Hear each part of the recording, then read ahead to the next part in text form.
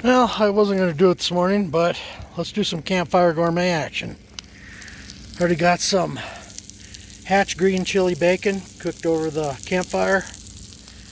Got some chorizo going. Gonna make one hell of a breakfast sandwich with some Jalapeno Havarti and some Chipotle Gouda on a brioche bun. It's gonna be killer.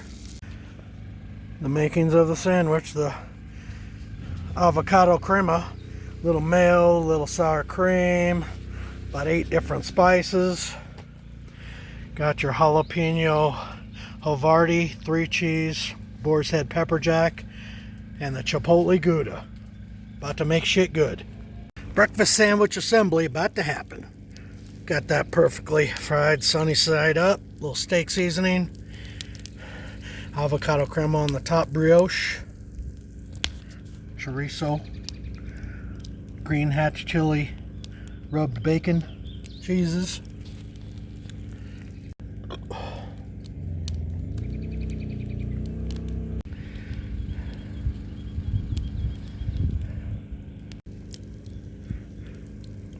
egg runny goodness.